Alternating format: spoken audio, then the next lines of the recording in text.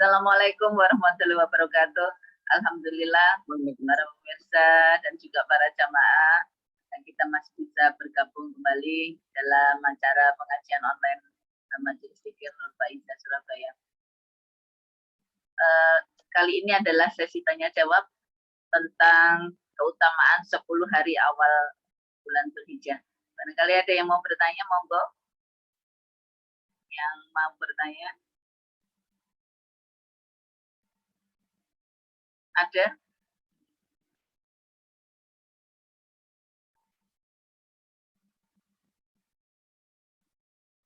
Bu Samsung bertanya, tak?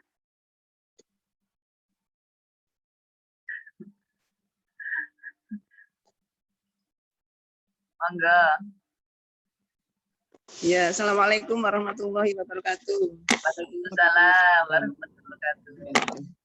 Sudah dijelaskan tadi 10 keutamaan Dzulhijjah. Alhamdulillah. Kalau seandainya 10 itu tidak berturut-turut, maksudnya itu hari 2, 3, terus ada halangan, gitu terus diteruskan lagi, kira-kira sama enggak pahalanya, Ibu? Yang pertama. Yang kedua, saya melihat dari yang alinya 9 ini diselamatkan dari siksa kubur. Apakah sama dengan hari Arafah yang dihapus dosanya selama 1 tahun yang lalu?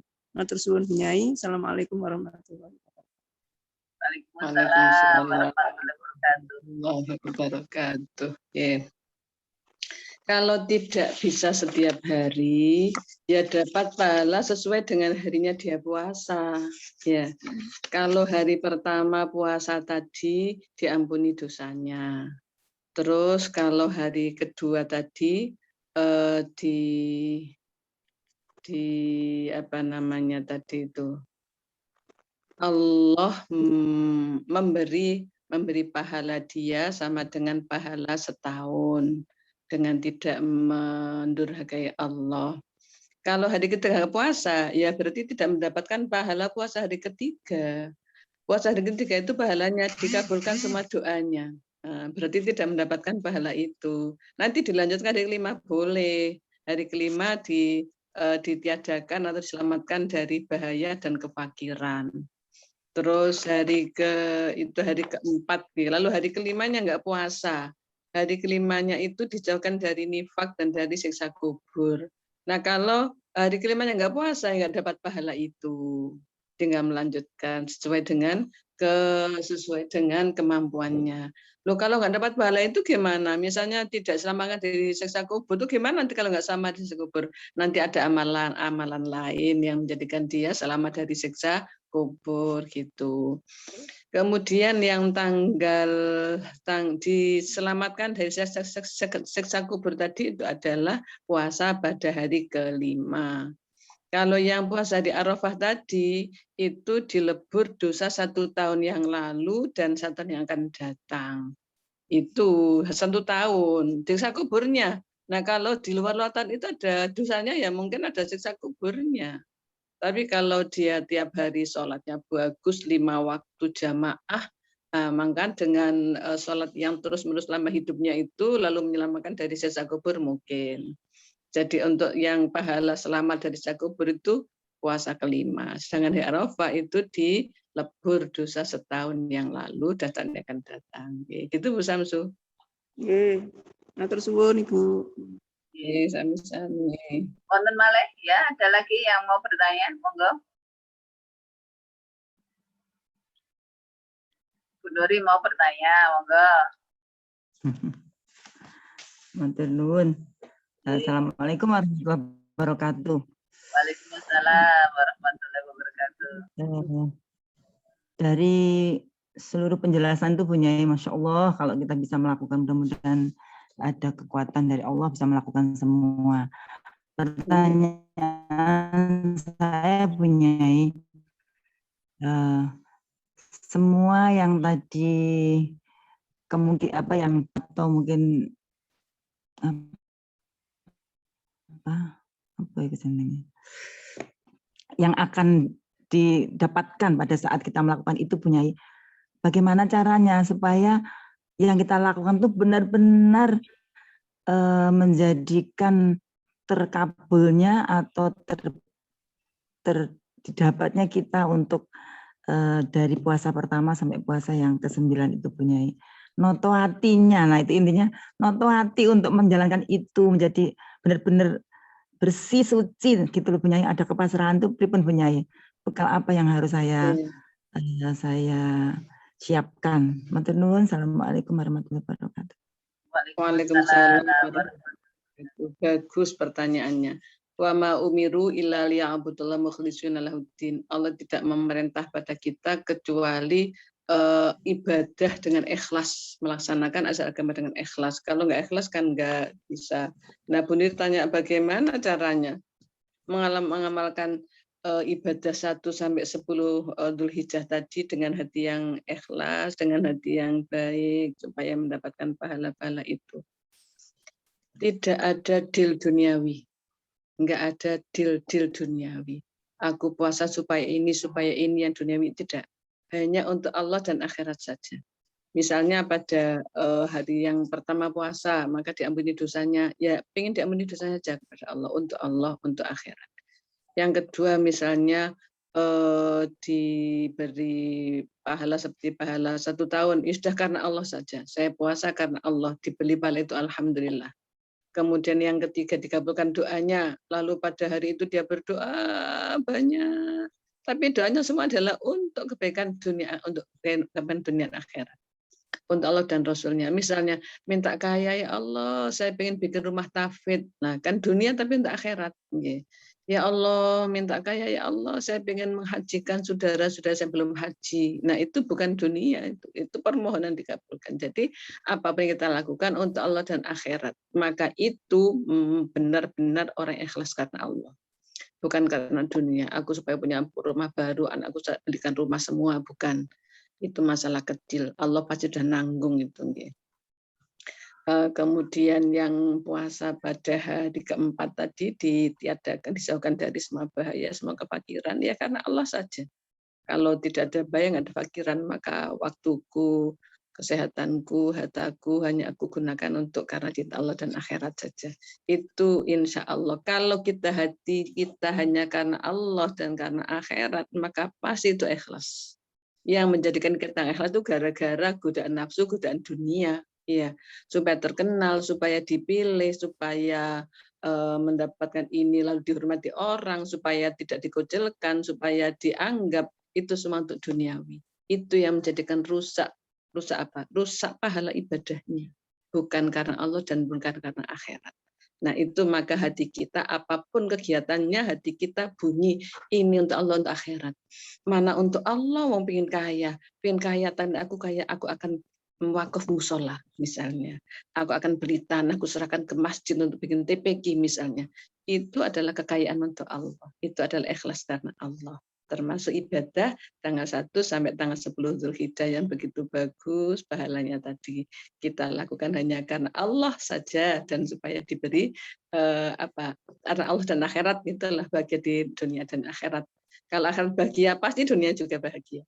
Gitu Bu Nuri. Matur nuwun. Ada lagi yang mau bertanya? Monggo, Bu Nurul Afifah barangkali mau bertanya.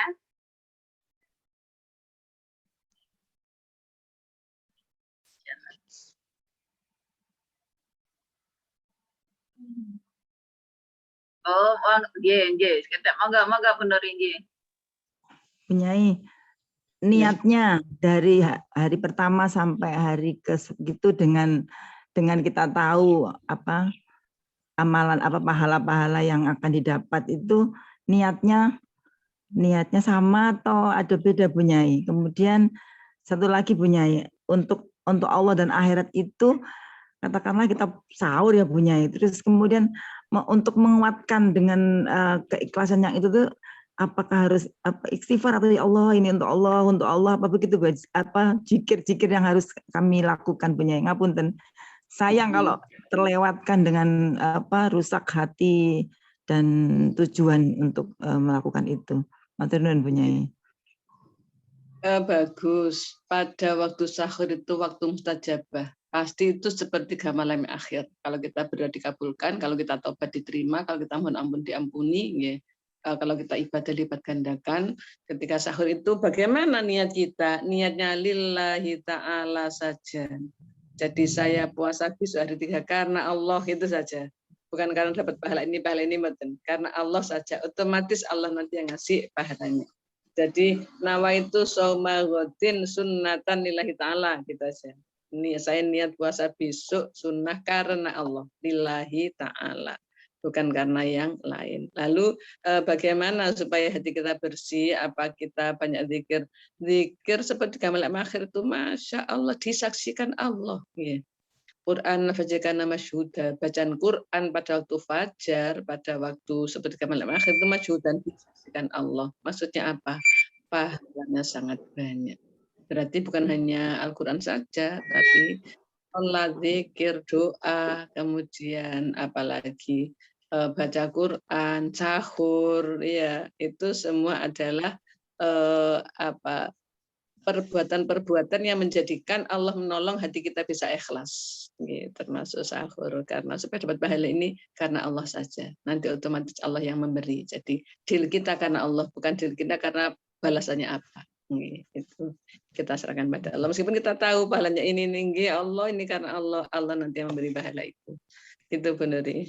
Nggih, matur nuwun, nuwun. Nuwun. Nggih. Monggo ada lagi yang mau bertanya?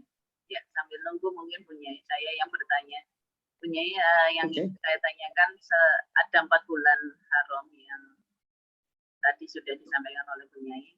Salah satunya adalah Dzulqa'dah ya Bunyai. Nah itu Dzulqa'dah itu apakah sama ya Bunyai? Karena antara Dzulqa'dah dan Dzulhijjah ini juga ada persiapan untuk berpuasa lah katakan seperti itu. Apakah sama seperti bulan Rajab dan Sa'ban yang akan menuju ke Ramadan, artinya persiapan diri untuk mendapatkan Lailatul Qadar itu. Itu mohon pencerahan. Oke. Salah satu bulan apa adalah bulan Dzulqa'dah. Yang enggak terkenal ya bulan Dzulqa'dah. Kalau Dzulhijjah terkenal karena ada Idul Adha, ada Arafah, ada wukuf, ada haji terkenal. Muharram terkenal, ada Tasu'a Asyura gitu nggih. Kemudian Ramadan terkenal dan Dzulqa'dah, Sa'ban, Rajab itu untuk persiapan supaya dapat Dzulqa'dah. Dzulqa'dah kok enggak terkenal ya, kasihan enggak terkenal. Dan Allah menjadikan sebagai bulan haram. Bisa juga untuk persiapan menghadapi Dzulhijjah tanggal 1 sampai 10 tadi itu supaya dia puasa, maka bisa juga supaya Dzulqa'dah itu dimulai puasanya pada bulan Dzulqa'dah. Makanya oleh Allah dijadikan juga sebagai bulan haram. Yang jelas bulan haram pahala kita dilipat gandakan. Mungkin belum populer ya, dilipat gandakannya berupa apa gitu. Hadisnya kita masih mencari-cari ya, belum menemukan. Tapi yang jelas tetap seperti yang disampaikan oleh Syekh Quraisy bahwa bulan-bulan haram itu bulan yang bila kita ibadah di dalamnya dilipat gandakan pahalanya, dilipat gandakan kebaikannya, diampuni dosanya gitu. Maka tetap saja kita berbanyak ibadah di bulan Dzulhijjah. Kita persiapan untuk ibadah di Dzulhijjah, Dzulqa'dah sudah mulai persiapan. Paling nggak sudah persiapan, aku pengen korban, ini uangku, kurang ini aku nyari dulu untuk korban nanti. Paling sudah ada rencana itu. Nanti saya akan, yang mau haji sudah persiapan itu, sudah sampai Mekah Madinah itu. Yang haji kan bisa puasa gimana? Bisa kok puasa di Mekah itu bisa bagi orang yang niat. Kalau nggak puasa ya ibadah yang lain di Masjidil Haram itu 100.000 kali lipat nih. Apakah sholat, apa baca Quran, apa zikir, apa doa, apa sedekah gitu. Itu jadi tetap saja Dzulhijjah termasuk bulan haram yang ibadah di dalamnya dilipat gandakan pahalanya. Matur nuwun punya. Jadi bulan Dzulqa'dah itu nanti kalau misalkan kita melaksanakan puasa punya itu niatnya seperti tadi ya yang disampaikan Bunya tadi ya, saya niat berpuasa sunnalillahi ta'ala gitu. Nah itu sama rutin sunnatullahi ta'ala. Tapi kalau dia punya hutang Ramadan ya qadha lillahi ta'ala saja. Nawaitu shoma ghadin an qadhi fadlillahi ta'ala. Saya niat puasa besok untuk qadha puasa bulan Ramadan karena Allah. Kalau qadha maka jadi wajib, jadi fardu. Bukan sunnah ta'ala tapi lillahi ta'ala gitu aja. Nggak pakai hadis sanadi karena mungkin hutangnya itu tahun-tahun yang lalu. Pokoknya puasa qadha. Dan pahala puasa qadha lebih banyak daripada puasa sunnah. Jadi kalau masih punya qadha, puasa qadha saja. Puasa qadhanya nggak diketahui dulu, masih waktu SMA dulu suka mokel kalau puasa misalnya. Ya udah diqadhain untuk ngontok zaman jahiliyah dulu itu. Katanya puasa begitu. Segan minum, segan. Ada pangsit mie makan pangsit mie. Nah itu kan zaman jahiliyah dulu itu. Maka boleh sekarang kalau kita puasa kita niati qadha saja. Itu kalau kita masih kepikiran punya hutang puasa Ramadan dulu-dulunya. Tapi kalau sudah yakin nggak punya hutang, puasa sunnah boleh. Ya, maksudnya baik saja. Jadi kesempatan untuk mengqadha juga ini adalah melipat gandakan ya pahalanya ya punya bulan Dzulqa'dah ini ya. Ini kan kita sudah menginjak bulan Dzulqa'dah ini. Jadi sudah hari putnya sudah berlalu. Ya, paling. Ya, monggo kalau ada yang lagi yang mau bertanya, silakan. Ada lagi Bu Endang ini, Bu Wawan. Bu Endang kemarin kan sempat bertanya, enggak ini waktunya enggak habis. Mungkin Bu Endang Susilowati, Bu Wawan, monggo kalau mau bertanya. Iya, sambil nunggu. Iya, monggo Bu Tamin dulu tanya, ye. Diaktifkan dulu, ye. Mic-nya itu dipencet. Oh, mau bertanya, monggo. Oh, mboten. Bapak Ibu gini, pemirsa juga. Karena tingginya, utamanya tanggal 10 Dzulhijjah, maka supaya kita menekatkan diri untuk korban setiap tahun. Korban itu kira-kira 2 juta sampai 2,5 juta ya. Kalau kita tekad korban, maka kita bisa usaha sejak awal. Misalnya setiap bulan ada kelebihan uang 100 atau 200 ditabung untuk korban. Itu maka saya yakin Allah memberi rezeki tambah banyak. Dan dimampukan nanti pada 10 Dzulhijjah dia bisa berkorban. 1 kambing atau bisa juga arisan untuk berkorban. Intinya apa? Kalau kita berniat untuk melakukan kebaikan, Allah akan memudahkan. Dan apa perintah guru saya? Saman korbano bentaun ben sugih. Kenapa begitu? Ya namanya orang itu kan masih matre, ya maka diberikan motivasi dengan materi. Ternyata itu benar-benar terbukti. Korban tiap tahun jadi tambah kaya. Karena kayanya itu kaya seneng korban, maka kaya yang banyak amalnya, ya. Diwakafkan, dijariyahkan, diinfakkan, disodakohkan, itu dibantukan untuk orang yang nggak mampu, untuk fakir miskin, untuk santri, untuk anak yatim, itu tambah kaya, tambah banyak. Itu bermula dari apa? Nggak punya uang, pengen sedekah, pengen korban. Benar nggak punya uang, tapi karena pengen, maka Allah kasih. Ya, jadi niat kita terus dengar Allah kasih, dikasih. Poso Jawa dilalai, ujuk-ujuk gitu, dapat arisan misalnya. Atau dilalai kok ada yang ngasih uang misalnya. Karena keinginan kita, maka Allah bantu. Maka punyailah keinginan hati kita untuk berkorban setiap tahun. Nanti Allah akan memampukan kita. Jangan bilang aku nggak duwe, ya nggak duwe teman. Tapi aku ingin, mudah-mudahan Allah ngasih. Itu nanti Allah kasih. Yakin, anak indah dan amtibi. Aku menuruti persangkaan hambaku padaku. Kita yakin Allah ngasih, ya dikasih. Kita yakin Allah nggak ngasih, ya nggak dikasih. Korban teko endi, nggak duit ndine ya ora iso. Ya gak iso temen. Tapi kalau Allah ngasih, Allah kaya kok, ya Allah saya minta uang untuk korban, ya Allah maha kaya, kalau malam mohon jadi kasih. Allah itu maha kaya, maha mendengar, maha mengabulkan, maha sayang kok gitu kasih. Kita yakin saja Allah pasti ngasih, maka Allah nuruti. Orang itu ya pengen apa ya itu Allah turuti. Ada orang pengen punya TPG ya dikasih TPG. Ada orang yang nggak omongin enak ya tengok-tengok di rumah enak. Kalau dia pengen musola dikasih untuk bikin musola. Allah itu nuruti kok. Makanya punyailah cita-cita setinggi langit gitu ya. Punyailah keinginan untuk berbuat baik setiap saat. Allah pasti ngasih. Allah itu mengabulkan apa permohonan hambanya, mengabulkan apa persangan hambanya kepadanya. Jadi sekarang yang penting punya keinginan yang kuat, nanti Allah kasih. Haji umroh begitu, umroh dinai kan di duit ya duit temenan. Tapi bisa orang-orang dikasih kok enggak sama-sama, kok ibadah sama, kok aku bisa ngasih. Mohon ya dilalai ada saja. Tahu-tahu kancane keluyan duit ngejak umroh. Ada saja kan jalan. Amin.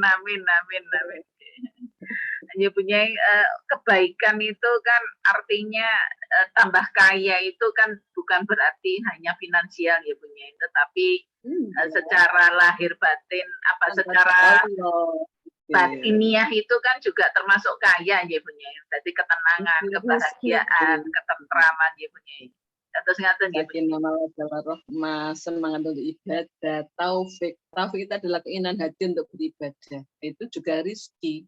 Orang nggak semua digerakkan untuk senang sholat malam, senang puasa, senang duha, senang zikir, nggak semua digerakkan.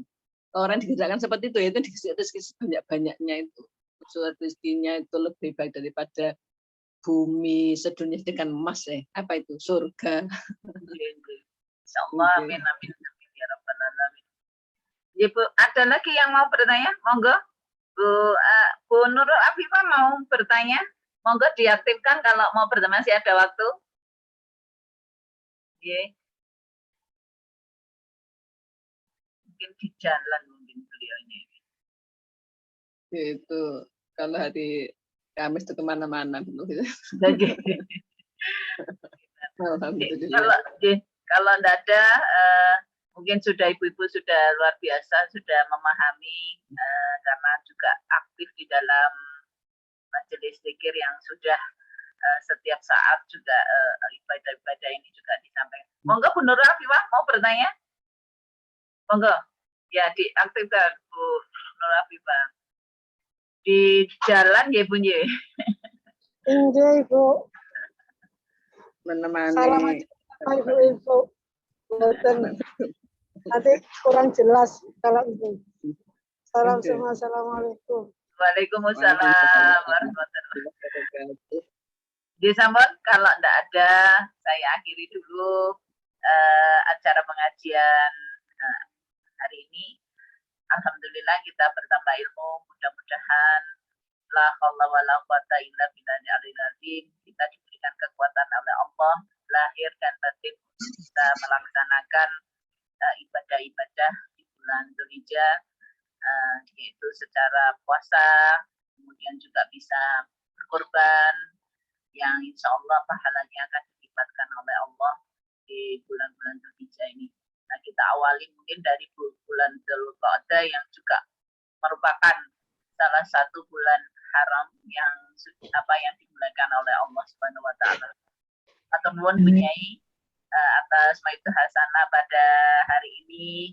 Mudah-mudahan Bunyai tetap sehat walafiat karena sekarang kondisi di luar corona semakin membludak, jadi rumah sakit penuh semua. Mudah-mudahan Ibu diberikan kesehatan, juga para jamaah tetap jaga kesehatan, karena jika tidak ada keperluan, khususnya yang sepuh-sepuh itu lebih baik di rumah, karena sekarang saja banyak yang tutup, jadi kantor jadi tetap semangat, walaupun di rumah masih tetap bisa menimba ilmu. Insya Allah kita akan bertemu di lain kesempatan. Insya Allah minggu depan kita akan bisa bertemu kembali. Matur nuwun Bunyai, dan terima kasih juga kepada ibu-ibu. Mohon maaf atas segala kekurangan saya, karena kekurangan dalam milik saya kesempurnaan bila Allah. Assalamualaikum warahmatullahi wabarakatuh. Waalaikumsalam warahmatullahi wabarakatuh.